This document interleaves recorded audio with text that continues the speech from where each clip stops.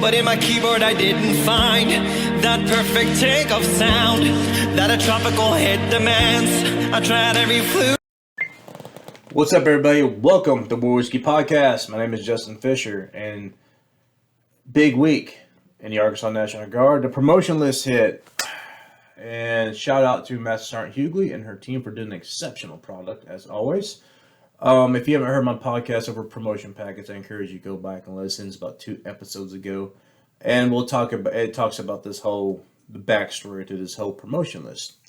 With the publication of the promotion list comes a emotional roller coaster ride for the forces across the state.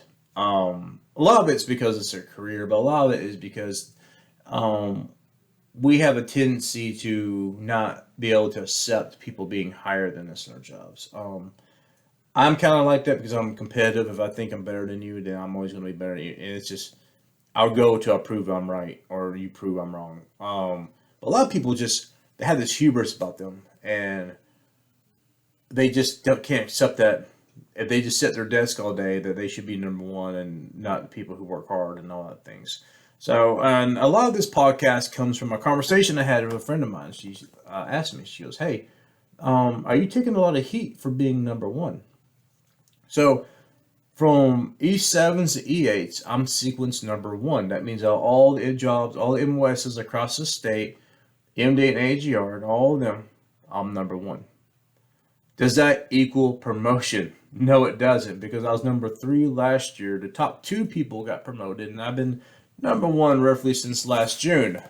A lot of that comes down to we have to have the vacancies open, especially in the AGR program. You may sit at number 1 or 2 years before something opens up, and that's a lot to do with force structure, mismanagement mostly. Does it suck to watch people in different MOSs get promoted, especially when you're ahead of them? Absolutely, it sucks, but it's the nature of the beast. But a lot of this comes from,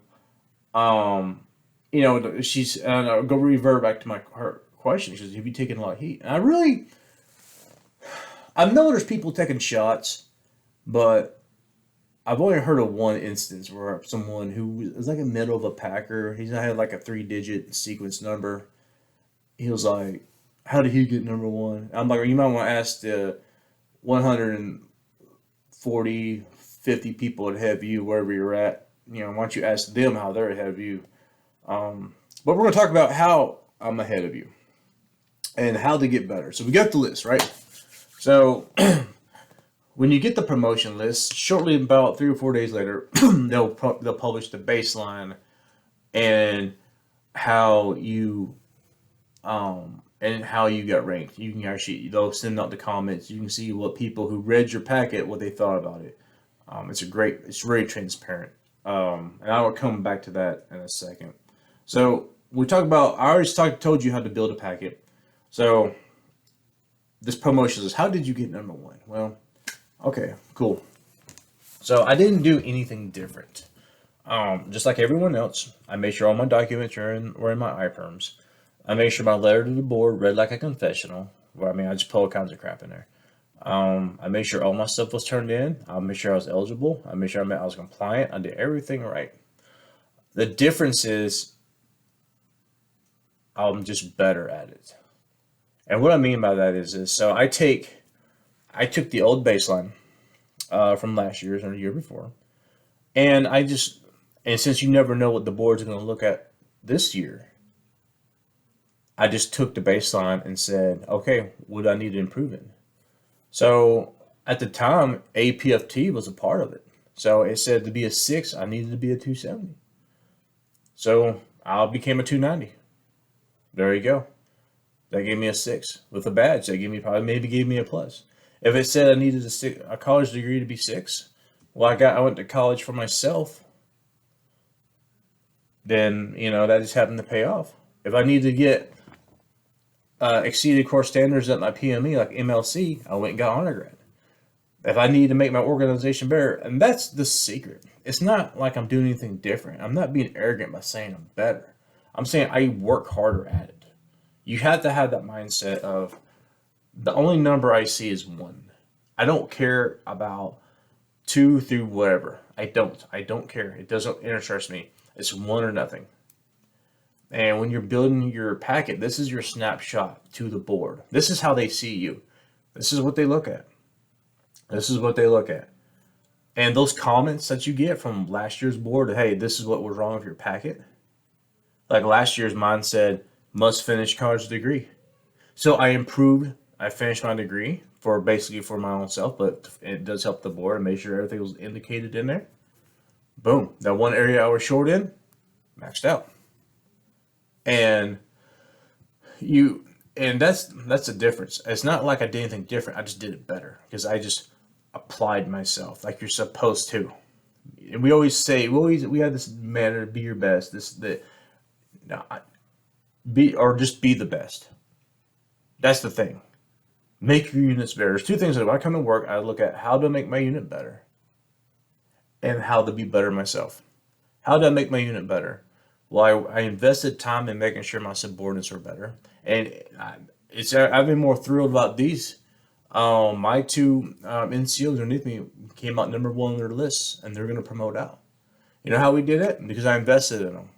Pushed them through their PMEs. They did all the work. They get 100% of credit, but they applied themselves and crushed it. Okay? We sit there and reviewed their packet every quarter. Hey, here's where we're at on our scorecard. They looked at mine, I looked at theirs. Here's where I'm at. Here's where I'm at. Here's where I'm at.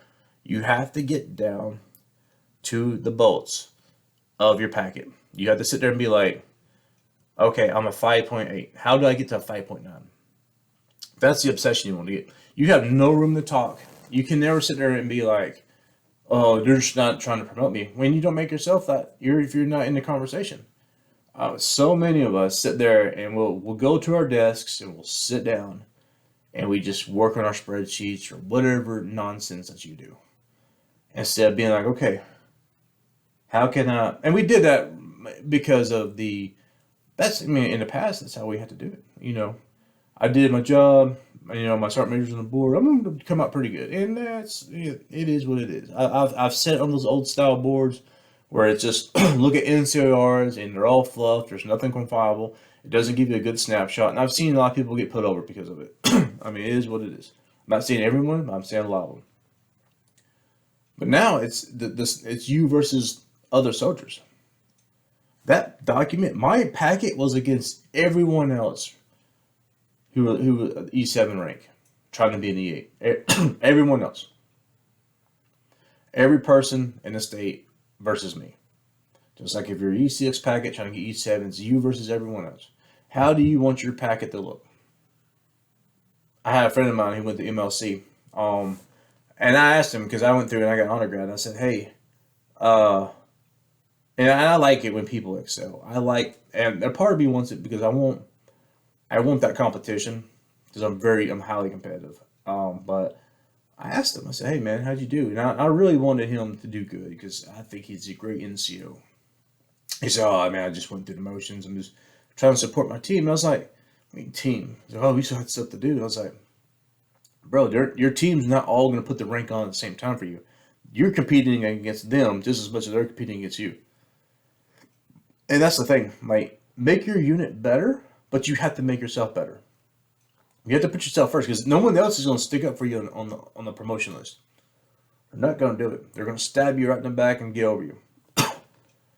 Make your unit better.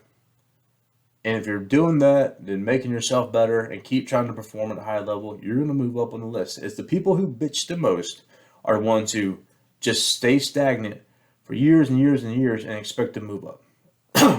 Well, I've gotten top block, I've gotten all excellence in my entire career, but you've only been in 2 places. That's it. And it's easy to get sucked into those type of units. It really is. But you want to get better, the best way to do it is number one, try. Work. It's not sexy. Work isn't sexy. The real work gets up. There's no photo ops here. There's no hashtags. There's no, you're not going to be on military.com. Okay? Work. Put the time in. Grind. Okay? There's nothing sexy about sitting there mentoring a soldier after hours on their MLC paper. There's nothing sexy about making sure that they go through air assault, putting on a pre-air assault course, just to make sure that they make it through. There's nothing. You're not going to get, you know, you're not going to get anything for it. But that's the things that help you make your unit better. That's the things that reflect on your NCOR and make you better. They want to see the people making the units better. That's what they want to see. All right. Second thing is you got to make yourself better. You got to make yourself marketable. I always hear, I can't do it. No, just shut the fuck up. You can make it. All right. You can do it. Every class you go to, you need to be like, I'm going to get honor grad or I'm going to exceed the course standards. If you don't have that mentality, you're already going to be out of the loop. Or you're going to be out of the loop. You have to perform at that level. You have to show them that you want it. And the best part about it is you flip the coin. Now it's on state. When you're at that level, you're like, hey, look, listen, I did everything you told me to do to get to the next rank. Do your job. That is the best thing you can say. And honestly, it may or may not come. I have a really great feeling it's going to happen this year. I mean, I'm number one overall sequence. I think it's going to work out for me. But the thing is, I control the narrative. You can't control the narrative if you're not doing your job. If you're doing everything you're supposed to do, and you're outperforming them. And honestly, the way I approach my promotion packet is my statement to the rest of the state that here's where I am and here's where you belong. And that's super arrogant to say, but it's more of a competitive thing. And that's how you have to present it. That's how you have to be on this promotion board. You can't bitch about it. You can't complain about the EPM being mean or the baseline or anything like that if you're not doing what you're supposed to do. Read the comments that the people put on there. They won't set you up for success. They're telling you what you're missing on your packet. They're telling you what's wrong. That's what they're saying. Just read it and execute it. If it says you need to go to an MTO, go to an MTO.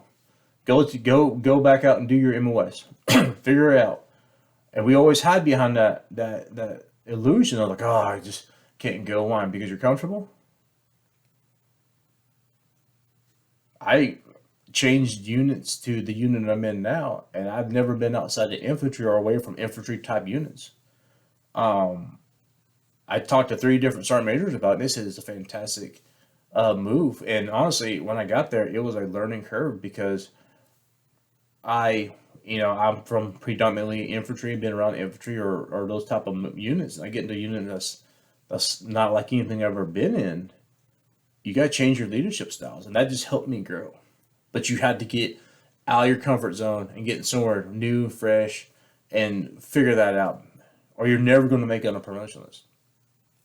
You're never going to make it. And the closer you get to the top, the more narrow it gets. If you're not making yourself better in the civilian world, with college or whatever, or military education, if you're not going to multiple school, you're just going to hurt yourself. And what this will do, this will bleed over again. People will grab and complain and say, oh, it's the habitual cycle. But there's no narrative. There's no one on the board that's blocking you. There's no one on the board standing up for you. It's just you and your packet and 5 people looking at it. And if they try to do anything crazy, it gets caught. So, I mean, it's not like you can block. I mean, the only person that's hurting herself is you.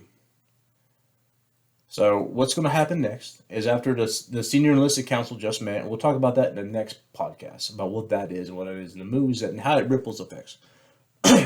So, parting words is, if you want to know how I did it, if you want to know how I get to the top, you can come out. Anybody who listens to this, whatever, can come meet with me if you're in the military, Arkansas National Guard, and I'll sit and talk to you about it. Another thing is, I didn't get here alone. Like, I didn't just wake up and have all the knowledge. I asked. I'm friends with multiple 42 Alphas and other readiness and things of that nature. I don't per se have a mentor because I really never had one coming up, so I just not have one. But I have a lot of good network people who can say, hey, take a look at my NCOR. Does these comments help me out? Great. They're in the know and they're willing to help. Dude, we have some of the best 42 Alphas in the country in our state. And I can give you a list of them. They're fantastic. And we always, personnel people, the PSNCOs and stuff do a fantastic, most of them are fantastic. Get in touch with them, get in touch with your readiness. And just ask, hey, what did you do different? If you want to see my packet or how my baseline scored, I'll come sit down and score it with you. Okay. Just by going through the baseline that's published and showing you and telling you how I did. That's the thing. and then the last thing you have to do, you have to own yourself and say, "Look, this is where I'm at. This is where I need to get better." I started doing that about 3 or 4 years ago, really focusing on this belief that where I should be at. And it sounds arrogant, but it's more competition driven. But making the organization better and getting yourself to the level where you know you should be at and you think you're at, that's where you need to be. Okay, that's what you should be doing. So, kind of a quick podcast today. Thank you all for listening. This is Justin Fisher signing off.